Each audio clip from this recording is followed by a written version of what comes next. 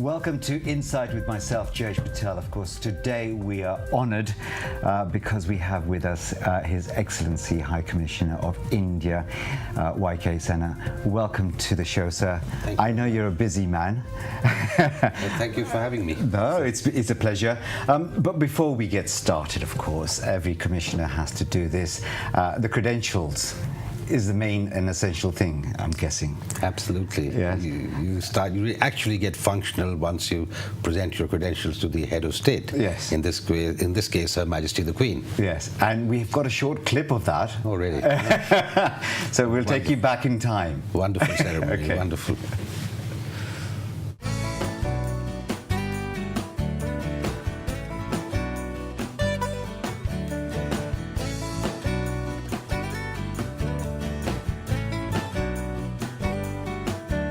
Yes, I was just saying to your colleagues, you can start getting into the second carriage now, if you like. Will the credentials come in the second carriage or the first carriage?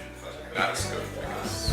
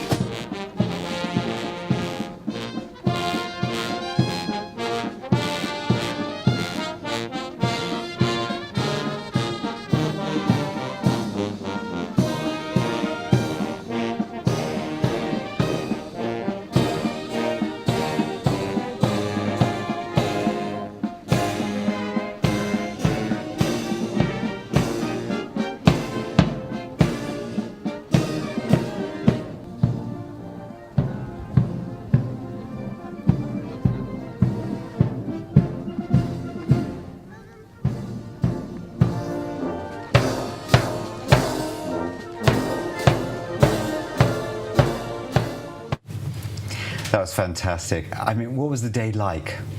It was cold and cloudy. Right. But fortunately, the rain didn't come, and so we traveled open carriage, which for that time of the year is unusual. So we were very fortunate. Right. Did you have tea and scones or? Well, after when we came back home, we had a party, a vin d'honneur, a champagne party, and we had a lot of VIPs and others and ambassadors and people from my mission attending. So that was nice. It was our first our first party that we had at the house. So it was actually the whole day was super. I'd never forget it, actually. It's a once in a lifetime experience. These things you don't forget easily. No, indeed, to see the Queen as well. Now, of course, you talk about going back to your house, and of course you had a bit of a party there as well, and you gave a little speech as well. Oh, yes. We have a short clip of that. We're going to talk about that as well. Okay? Vice Marshal, Excellencies, Lords, Ladies, General Sandy Carter, Mrs. Carter, Madam Secretary General of the Commonwealth, distinguished guests, ladies and gentlemen. My wife and I are very honored with your presence here this afternoon. It's been a wonderful experience presenting my letters of commission to Her Majesty a short while ago. And fortunately, the weather held, so we went open carriage both ways. And it was wonderful.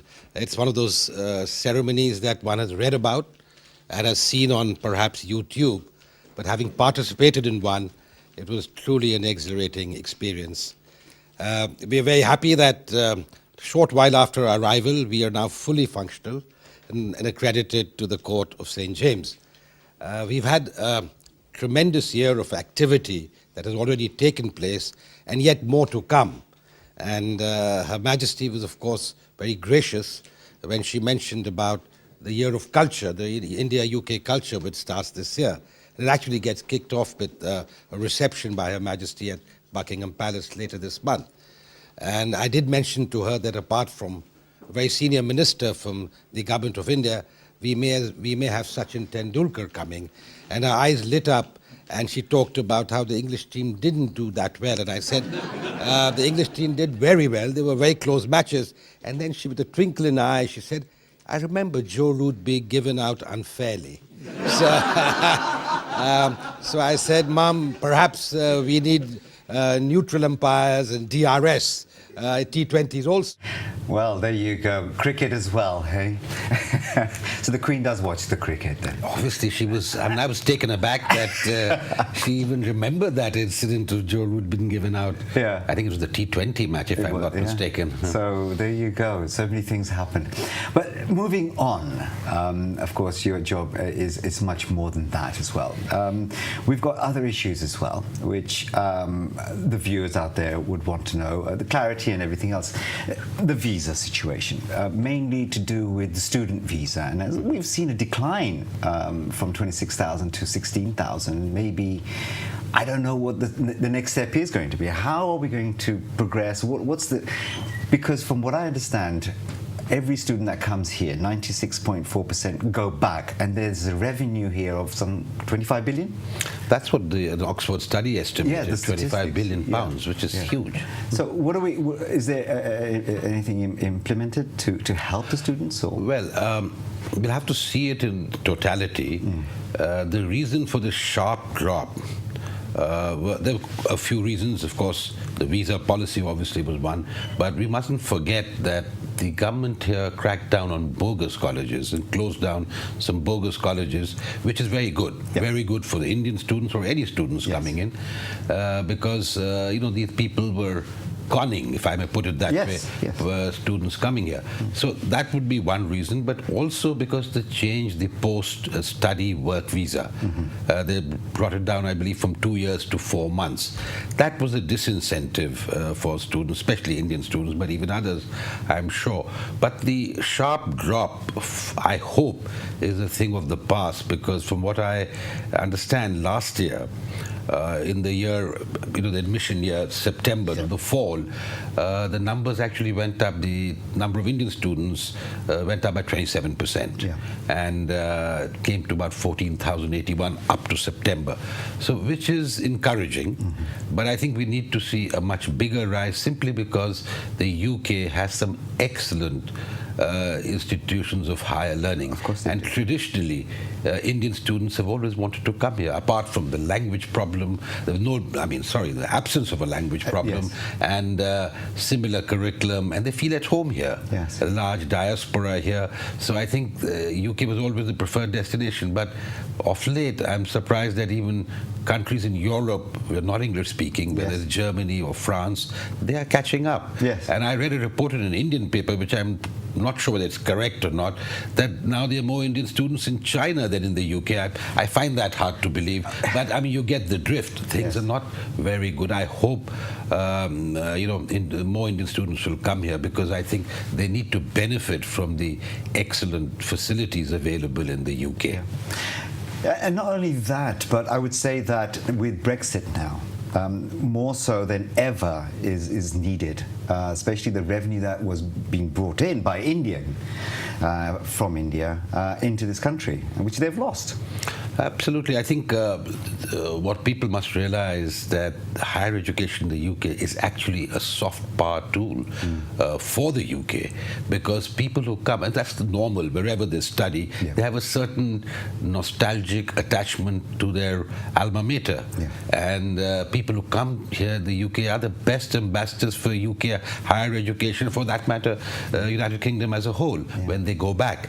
And many of them go on to become CEOs of companies and ministers and senior officials in their respective governments. So I think this is actually a very good investment in terms of not just, it doesn't just make economic sense, but it makes sense overall. So I think I do hope that the number of Indian students will go up in the near future, and there will be a review of this policy based on statistics which the Office of National Statistics and the one that I read yesterday in the papers, I think it's called the Higher Education Statistics Agency, which is the official agency, where they reported a 1% increase last year in Indian students coming. So I don't know which are the correct statistics, but whatever they are, because 97.4% of Indian students went back. That is phenomenal. And I think that clearly shows that people want to come here, want to study, to avail of the excellent facilities available here, get some work experience, and then go back to to their country or wherever else, and further their careers. So I think it's very important. I think we need to look at this very closely. And also, of course, we've had the mayor go to India, and I think that was one of the topics, wasn't it? Visa issues. Well, he did speak about that, because I think in India, obviously, this is an issue that it's not just students actually, but it's also a freer movement of professionals. We have a lot of IT specialists, people in IT and IT-enabled services who want to come here. They want to come, work for a while, go back. So there are issues like social security, a totalization agreement, etc., which obviously impinges on their decision to come. And I think Indian IT companies are doing very well here, and I'm sure they will do even better after Brexit. But I think there needs to be a system in place where they can come and go more freely, and perhaps less expensively, because the visa fees for UK are prohibitively high. Yes. What are they doing about that? Are they going to do anything? Maybe reduce it, perhaps? Well, I really can't say, except that in our bilateral conversations, we do bring this up. In fact, we had our Minister of State for Home Affairs here last week, and he, in fact, concluded or initialed in 2 MOUs. And one of the MOUs was on immigration, on return of illegal immigrants, which is very important to the UK side. And I think we completely agree that if there are people who don't deserve to be here, who should not be here, who are here illegally, they should go back. So I think we're trying to work very closely together. So I think that's a very good step, and hopefully that will lead to further sort of cooperation on this front. I mean, we have a very close cooperation, not only between the 2 home offices, but with the various departments of government and the whole of the government, so to speak.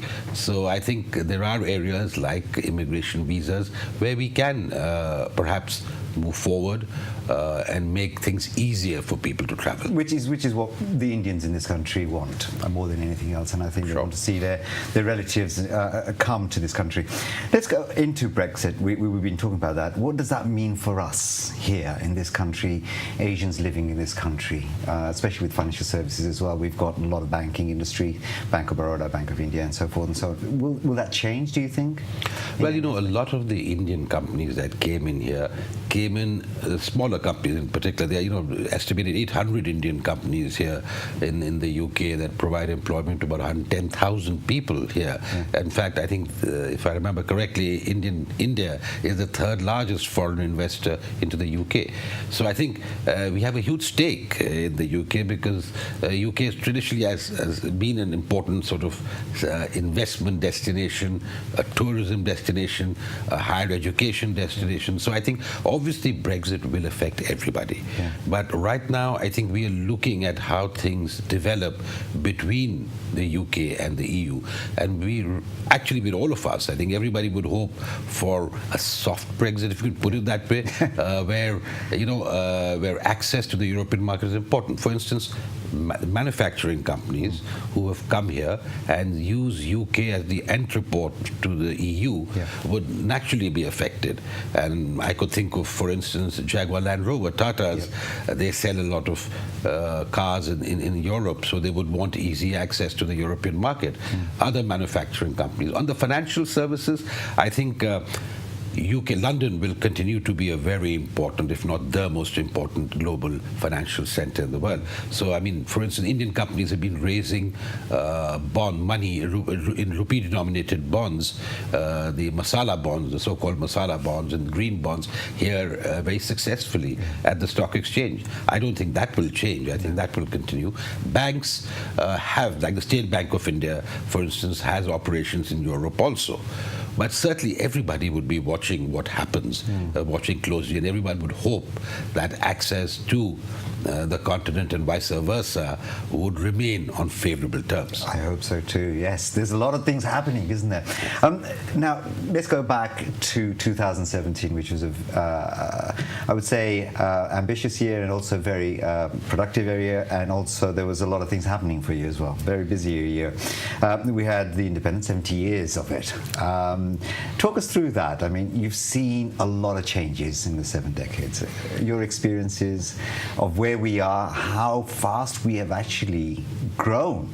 The pace has just been fantastic, hasn't it? It's just been enormous. Yeah, I think we really need to. In fact, I had some stats which I had to reel off the top of my head nearer 15th August, but now it's almost 6 months gone, so I may not remember all the stats. But I think we must appreciate what India was on the 15th of August 1947 when the British left and what it is today.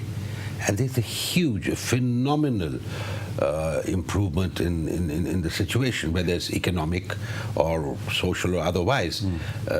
We were a completely poverty-stricken country, recovering from a huge famine. Yeah. If you've heard of the Bengal famine, yeah, and others, and a country which basically suffered the depredations of colonialism. And I don't want to get into this argument that we've had recently about some learned professors writing about how good the Raj was. Yes. But I don't want to get into that. But we all know the depredations of colonialism. Yeah. So I think what has been achieved in these 7 decades, in my opinion, is phenomenal. But I must add a rider here. We still have a long way to go. We can't afford to be complacent. No. We have a huge population. We have a large number of people living in poverty. And I think the government's aim is to ensure that larger and larger numbers of people are sort of uplifted from poverty. And it's not just poverty alleviation, it's poverty elimination, which is the mantra of this government. And that's why we talk about Sabke Saath, development for all. Yes. Sabka Vikas, Sabke Saath, Sabka Vikas, which means development for all. And that is what the government is striving. But let's not let's be very clear that, this will take some time. Yes. It's a stupendous effort that's required, not just from the government, but from everybody, every Indians living in India and Indians living abroad. Because I think we are very much on the way, on the right path, because if you read any projection, you will find how people are so excited about India's economic growth and development. Yeah. So I think I'm very optimistic. I'm very proud of what we've achieved in the last 71 years, and I'm very optimistic what we're going to achieve, not in the next 71 years, mark my words, in the next 5 to 10 years. I think India would be one among the top economies of the world. We already headed that way. We're number 3, I believe. Well, in purchasing power parity, we are number 3. Yeah. We are number 5 or 6, and I'm very fond of saying, depending on the strength of the pound sterling.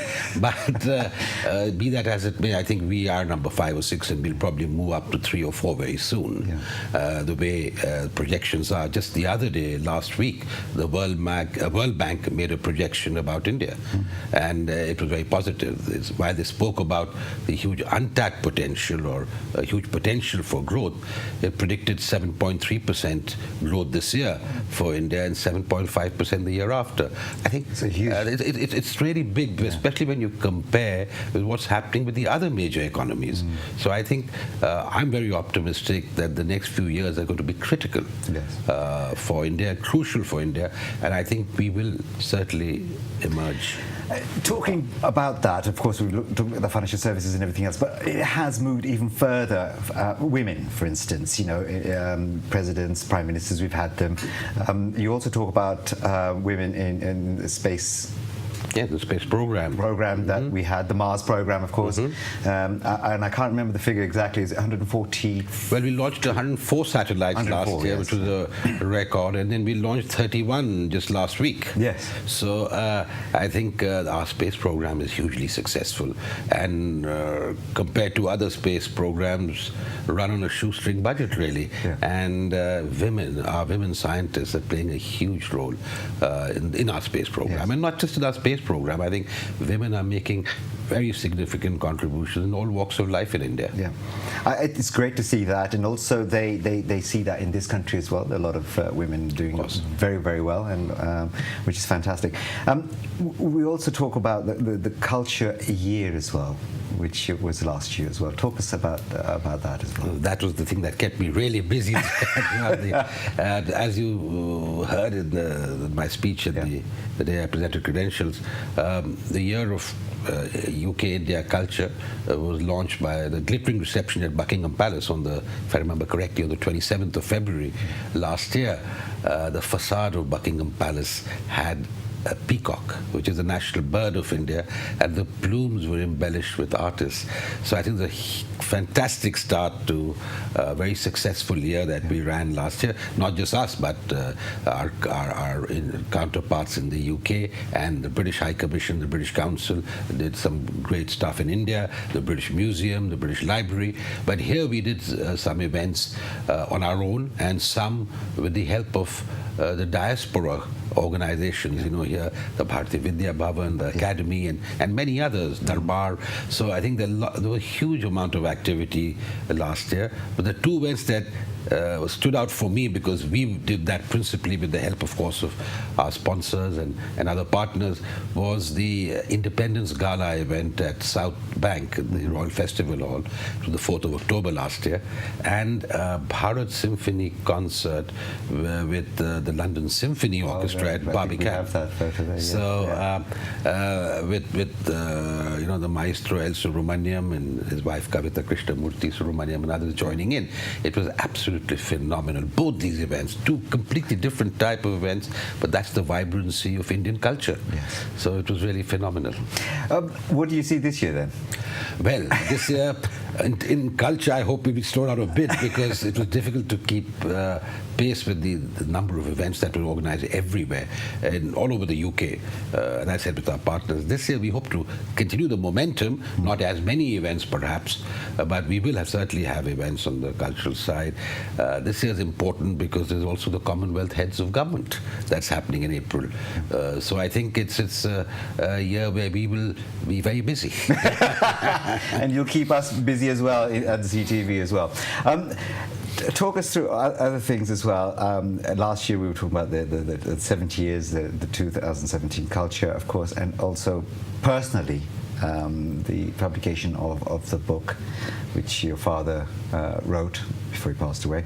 But that was an inspirational.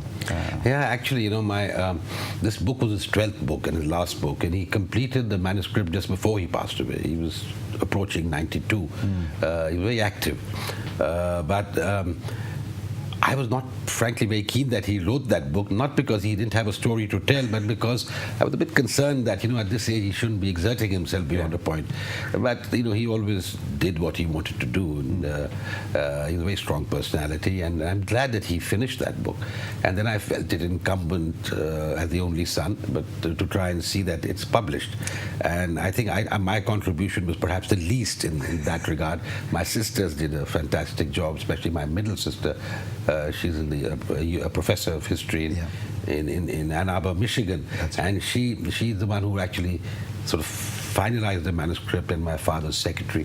And when I was planning to go on leave because it was first death anniversary, so I had planned to be there for the, we have these special prayers, we call it the Barsi prayers. So I wanted to be there, and being the only son, and my sisters were not there because they'd been they couldn't get away at that time in November. So I was there, and the book was ready. So I'm so happy that we were able to sort of launch it. And the Honorable Defense Minister of India, in fact, very kind of her, she launched that book at a ceremony. So it was actually a wonderful experience. Fantastic. I do remember you talking about something which, if I was to say to you, double-decker bus, what would that sort of conjure up in your mind? I think the 4th of October, 1960. Southampton. 62, landing in Southampton, coming up to London. My birthday, and my father buying me one of those big ones. I really loved that bus. I wouldn't let anybody touch it. And even when I was 10 or 11, I wouldn't want to give it away. Then finally my mother said, "You're too old for that." And she gave it away to one of my younger cousins, if I remember correctly. But I was very attached to it. I know you were. I know you were. But also, I haven't been on a double-decker bus since I've come to London. You haven't? No, I haven't. But I must do that. We'll try and get you on anyway. But also, I didn't know this, but you wanted to join the army. Yes, very much so. My father was in the army, and he was a Gurkha officer. The Gurkha officers have their own special elan, and their uniform is slightly different, and the tilted hat. That's something that fascinated me. So in '65, the war, we were on the Eastern Front, which is now Bangladesh, near there. We were in Calcutta. We were moved. My father was. I was a young boy. and he was actually commanding his battalion in Fort William in Calcutta. And while I was so fascinated with parades and things like that, so one day I told my father I want a uniform, and I want a Gurkha uniform. Okay. So the regimental tailor actually stitched up an olive green uniform, and they got me a belt, but they didn't get me a Sam Brown belt. Okay. So I said I need two more things, a Sam Brown belt and a Gurkha hat, that one that tilts, because they didn't have it my size. So they said we'll get it, it'll take time. Yeah. But unfortunately the war started, and then I was packed off to boarding school and things, and then somehow I lost my uniform, in the sense I grew and I couldn't fit into that uniform. But I always wanted to join the Gurkhas after my father, same regiment, same battalion. But somewhere down the line, I think my mother was not very keen that I join, she being the only son, etc. And then I think I mentioned in the book release that she'd said, I've lost my husband to the army because he's always at the borders and non-family stations. I don't want to lose my son. And little did she realize that I joined the diplomatic service, where I'd been not in India but abroad for long stretches of time. So when I joke with her sometimes, she should have let me join the army. I would have been nearer you. Yes. She says, well, now, it's now, she came and visited me in London. Okay. She was at the age of 90 plus. She came and she really enjoyed. We went to Latimer, where we stayed in I don't know, it was Hertfordshire or Buckinghamshire, I forget. But she went, that's where the staff college was those days. And I went to a school in Cheshire. I haven't been to that school yet, but I look forward to doing that. We'll put you on a bus and take you there. Wonderful. That would be. I believe we have a caller. Dr. Yogesh, is it? Hello? Yes. Hello. Yes. Welcome to the Dr. show. Yogesh Vimani. I have been a JP and I have an MBE as well. However, first of all, Jayesh and Sinha साहब, मेरा नमस्कार। जी नमस्कार। नमस्कार। मैं आपका view सुन रही थी programme, और उसमें आपने बहुत अच्छी तरह एंड करेक्टली राइटली कि विमेन साइंस में कितनी तरक्की कर रही है स्पेस वगैरह में। पर मैं आपको ये एक बात बताना चाहती हूँ कि हमारी फैमिली में सभी साइंटिस्ट हैं, और मेरी daughter is the senior director of an X prize project, which is a sea project. You see, a lot of work has been done in space, but there isn't much done under the sea. And there is a lot of potential there. Absolutely.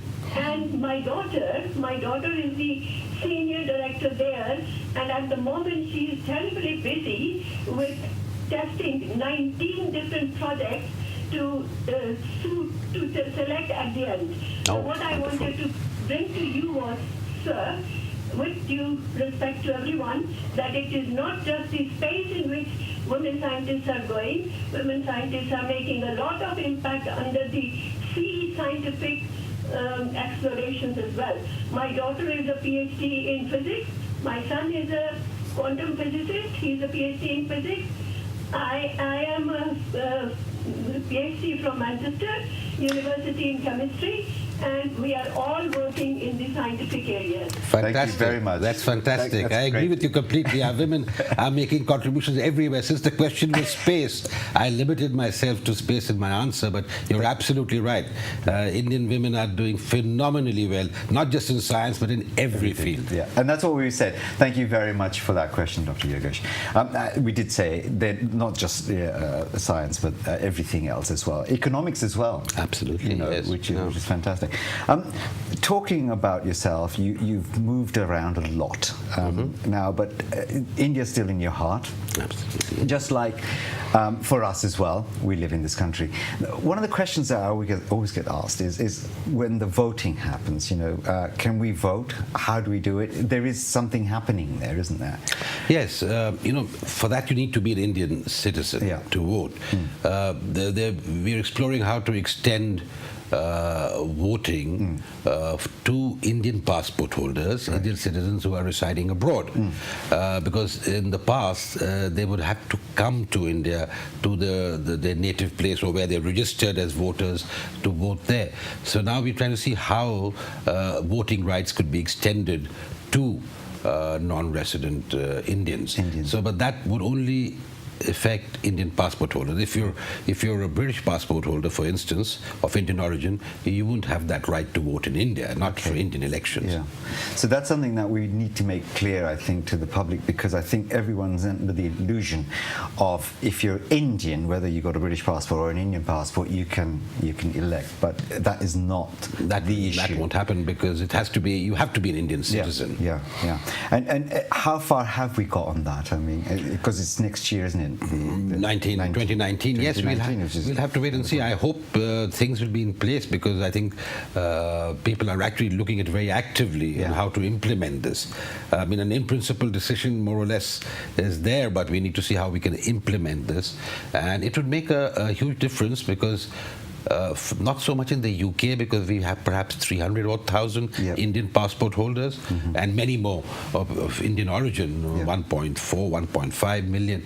But in countries like in the Gulf, for instance, we have 6-7 million Indian passport holders, and in some other countries too.